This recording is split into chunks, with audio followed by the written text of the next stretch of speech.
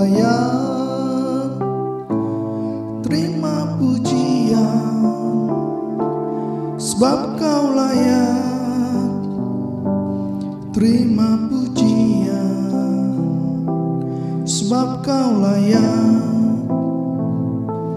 Ku agungkan Yesus, Raja di atas segala raja. Sebab kau layak terima pujian, sebab kau layak terima pujian, sebab kau layak.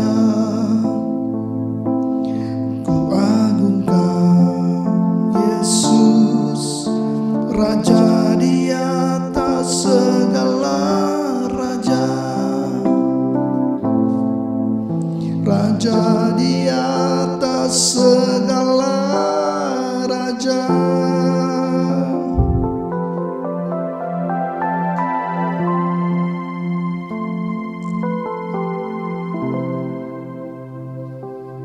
Halo, selamat datang di channel YouTube saya, Christ Love.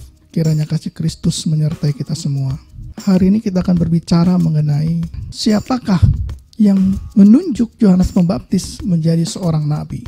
Yohanes Pembaptis dalam Alkitab riwayatnya sangat singkat sekali, dan banyak para pengkhotbah jarang mengkhotbahkan Yohanes Pembaptis. Sangat jarang sekali. Dia adalah nabi terakhir menurut perjanjian baru. Kalau kita membaca di Injil Lukas pasal 1, pemberitahuan tentang kelahiran Yohanes Pembaptis. Yohanes Pembaptis adalah anak dari seorang imam. Imam tersebut bernama Zakaria. Pada zaman Herodes Raja Yudea, ada seorang imam yang bernama Zakaria dari rombongan Abia. Istrinya juga berasal dari keturunan Harun, namanya Elisabeth.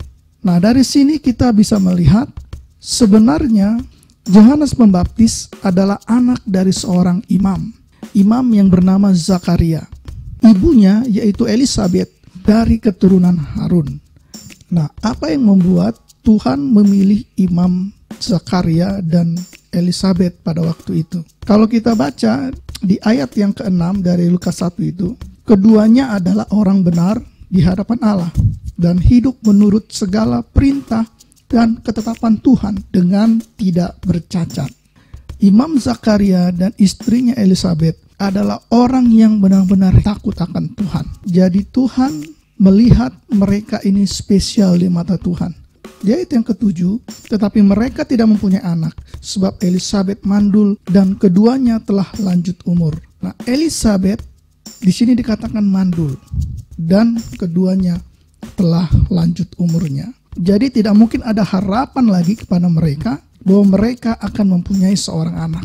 Namun pada suatu ketika tiba gilirannya Imam Zakaria ini untuk melakukan tugas keimamannya di hadapan Tuhan.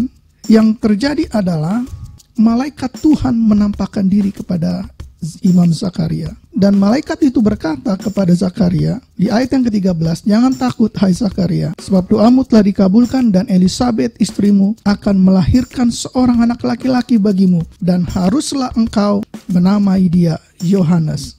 Engkau akan bersukacita dan bergembira, bahkan banyak orang akan bersukacita atas kelahiran itu.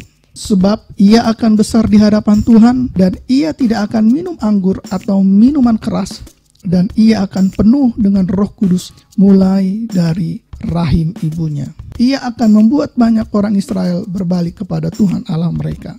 Dan ia akan berjalan mendahului Tuhan dalam roh dan kuasa Elia untuk membuat hati bapak-bapak berbalik kepada anak-anaknya dan hati orang-orang durhaka kepada pikiran orang-orang benar. Dan dengan demikian ia menyiapkan bagi Tuhan suatu umat yang layak baginya."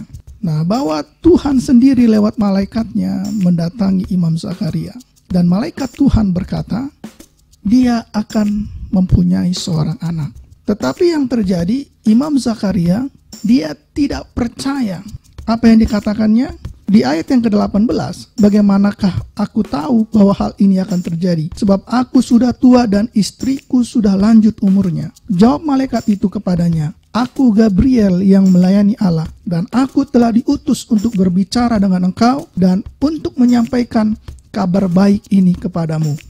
Karena ketidakpercayaan Imam Zakaria, maka malaikat Allah memberikan suatu teguran yang justru menjadi tanda hal itu akan tergenapi. Ayat yang ke-20, sesungguhnya engkau akan menjadi bisu dan tidak dapat berkata-kata sampai kepada hari di mana semuanya ini terjadi, karena engkau tidak percaya akan perkataanku yang akan nyata kebenarannya pada waktunya. Ketidakpercayaan akan berdampak kepada sebuah penghukuman. Namun, jikalau orang itu bertobat, berbalik kepada jalan Tuhan, meminta ampun kepada Tuhan, maka hukuman itu pasti akan dihapuskan. Seperti video saya sebelumnya mengenai Judas Iskariot. Judas Iskariot mati dalam ketidakpercayaannya, sehingga dia mendapatkan hukuman atas ketidakpercayaannya itu kepada Tuhan. Tetapi yang terjadi, Judas Iskariot tidak merubah hidupnya. Justru dia mengambil sikap untuk membunuh diri, sehingga tidak dapat memperbaiki dirinya lagi. Nah, tetapi di sini kembali kepada Imam Zakaria, ketika Tuhan memberikan suatu teguran kepada Imam Zakaria karena dia tidak percaya selama Yohanes di dalam kandungan, maka Imam Zakaria tidak dapat berbicara. Ketika ia keluar, ia tidak dapat berkata-kata kepada mereka, dan mengertilah mereka bahwa ia telah melihat suatu penglihatan di dalam bait suci. Lalu ia memberi isyarat kepada mereka sebab ia tetap bisu. Yohanes Pembaptis, kedatangannya memang sudah dipersiapkan oleh Tuhan. Bahkan ada kesamaan antara Yohanes Pembaptis dengan Yesus, yaitu mulai dari kandungan mereka penuh dengan kuasa Roh Kudus.